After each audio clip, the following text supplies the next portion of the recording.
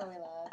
Are we You're live? live. Hi, Nancy Sasaki, Executive Director at Alliance Healthcare Foundation. Hello, everyone. Sylvia, Program Officer at Alliance Healthcare Foundation. So you're here this month at Alliance HF, and don't forget to send us in your questions via Twitter at Alliance HF. We'd love to answer them, so I'm telling you right up front in the very beginning, tweet us, right? Send us the questions in. We've got a lot of information to cover today. I'm really excited about our agenda. There's a ton of stuff, and I see you've got papers and everything too. So let's get started. One of the first things I wanted to talk about was the community survey results. We had 93 surveys completed. Yeah. Great. And last year, that's 24 more than last year. So yes, we got a lot more feedback. We're really excited about that.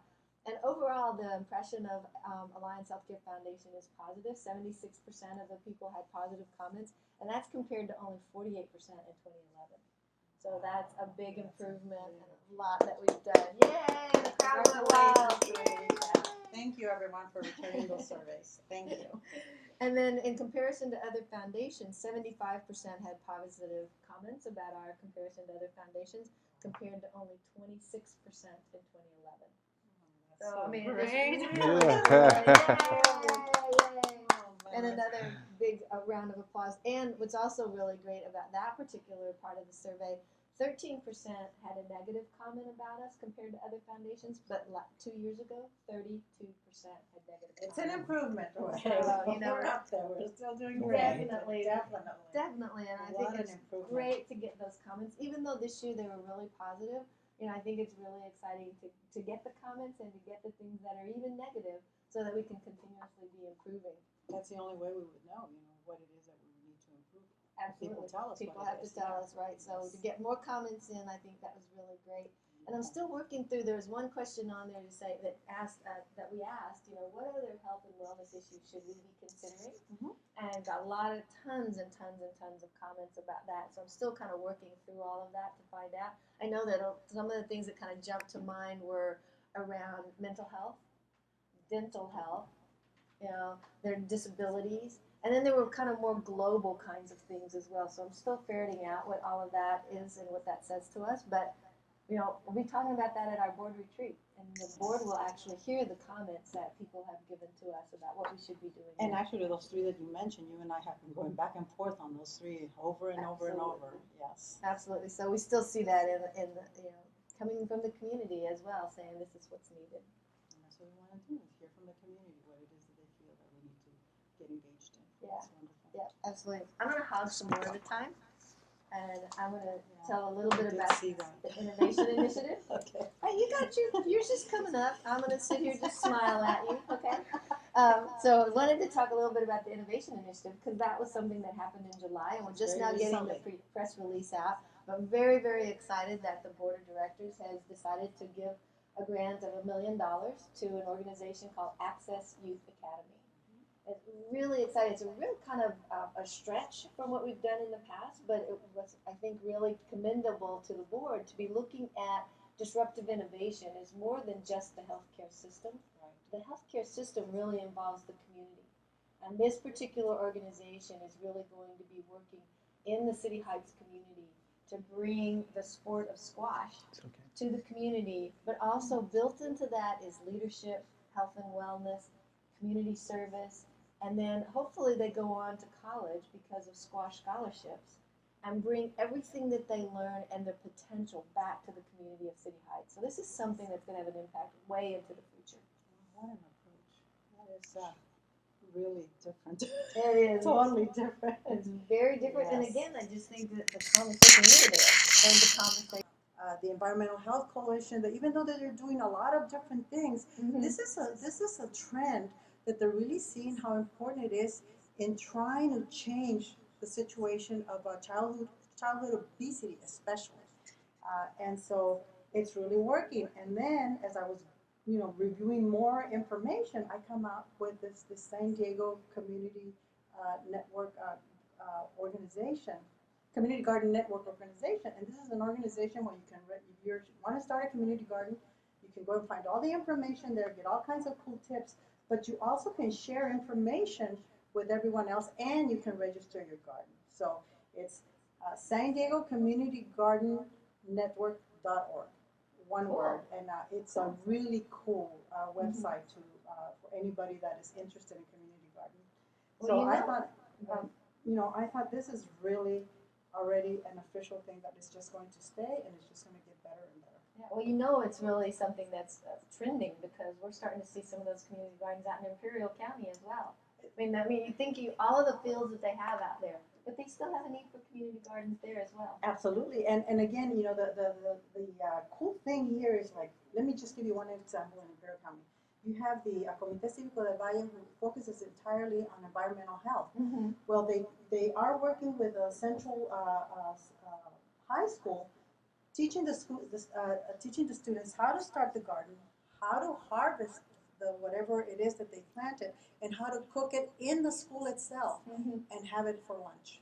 So they're doing the whole thing, and at the same time being respectful of the environment and knowing what not to do that would have a negative impact on the environment. So it's a really good combination of education, nutrition, environmental health. I mean, it's so well rounded.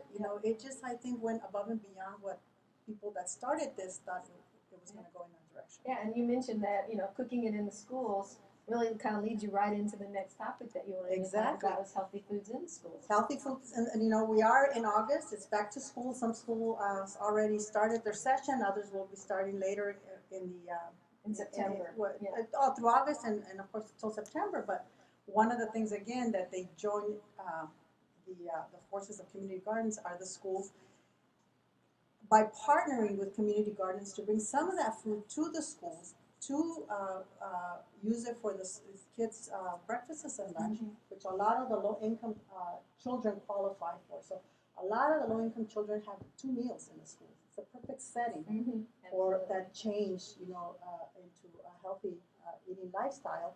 But then the schools have taken it a little bit further. They're actually taking the kids out to the farms. And this is not just community gardens, bigger farms, and teaching them. And some of our local growers. Our local growers. So in addition to that, you have economic development as well. So if you raise the food in San Diego and then you purchase it, from the growers, it's again a bigger approach and benefit than they thought it would be. Yes. So I thought that was really great, the way it ties with community gardens. And then the big news that I think everybody heard and everybody's really happy is the news that came out from the CDC, that there is a decrease in childhood obesity in the U.S. Ever so slightly, but a decrease. It's a step in the right direction. You got to start somewhere. Yeah. I think the awareness is there. I think you get the schools, you get the parents, you get the community at large. We're moving in the right direction. I think we're going to see bigger and bigger decreases.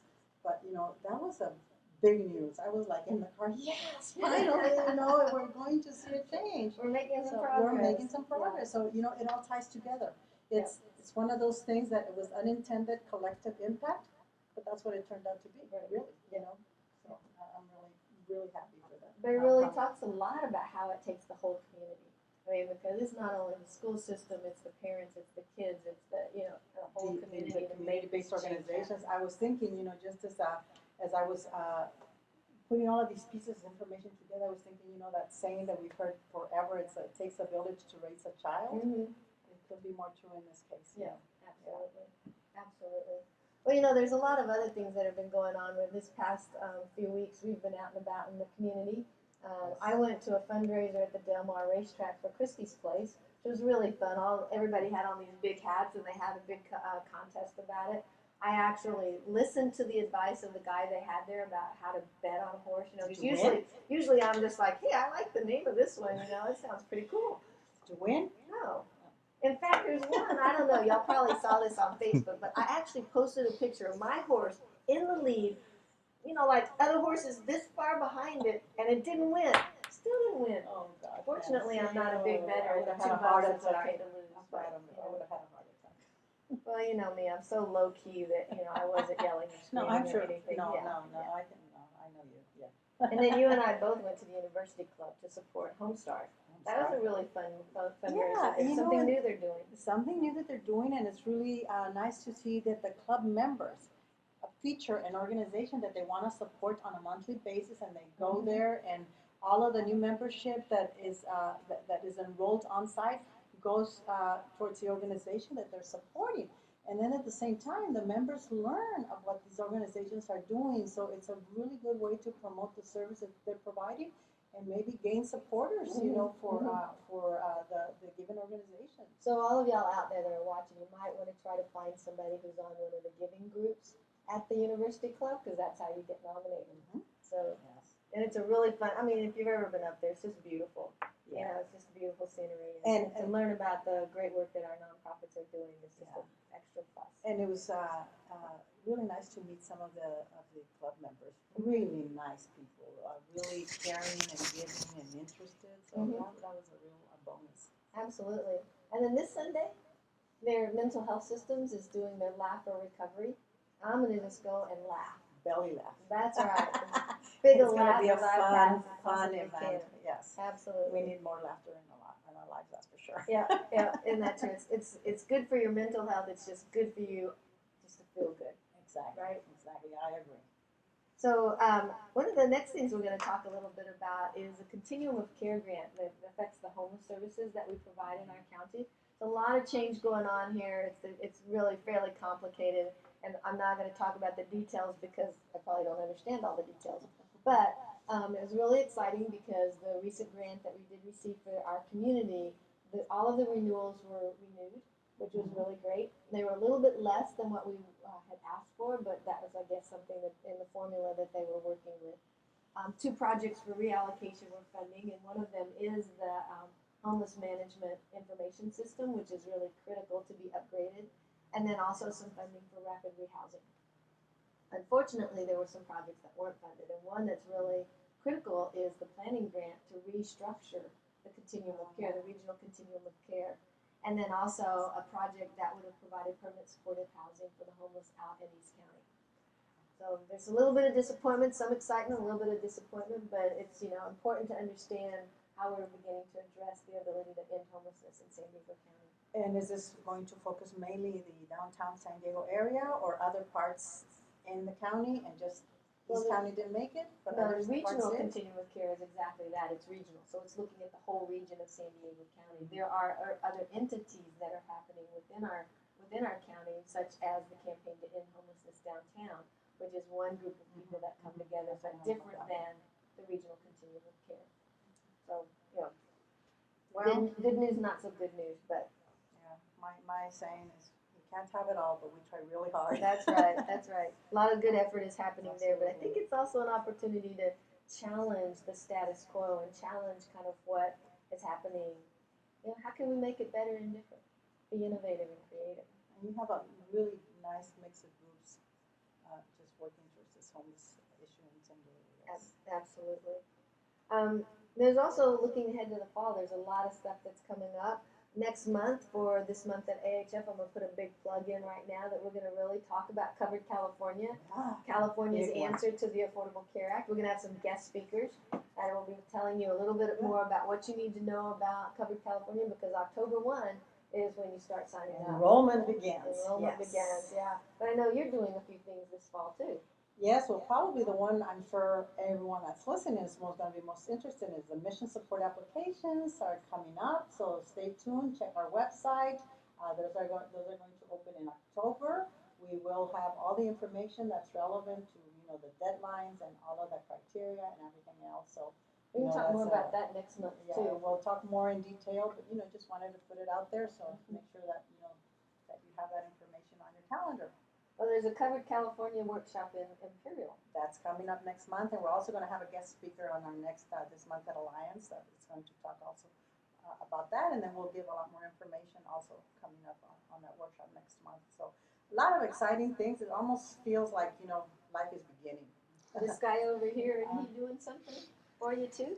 Oh yeah, we're going to have the social media workshop in September. Gosh, so many things happening. Exactly. Yes, the calendars are getting full really quickly. Yes, we have in the order. First will be the Affordable Care Act workshop in Imperial County. Then we're having the social media workshop in San Diego, and we're having the applications for mission support, and a lot going on. quite a bit of work And going what's on. really Yes. fun about the social media workshop, we did this last year for our grantees, and it's really fun to be able to see everything that everybody's doing and to be able to ask questions, make changes, friend each other, do all of that kind of thing, which really reminds me that that's something that you need to do is like us on Facebook, connect with us on LinkedIn, follow us on Twitter. How's that, Kevin? Aren't you proud of me? I'm getting the thumbs up over there. And on that, I'm going to actually look and see. Supposed to have some questions coming in. Let's see if we've got any. You want to stump me. You're not going to Let's be stump. happy until you stump me. How come I'm not getting any questions? No, I know there's some here. I thought I saw one, but now I can't find it. Okay. Connect section. On Twitter? Oh, look, there they are. Oh, I don't like that laugh. I'm going to ask the ones that are for Sylvia. With this round of the I2 grant process completed, what would you recommend to get a head start for next year's I2 grant? That's a really great question. The thing that's so important about I2 is thinking about taking the time to think in the bigger picture, kind of step away from your day-to-day functions and the people that you're trying to serve.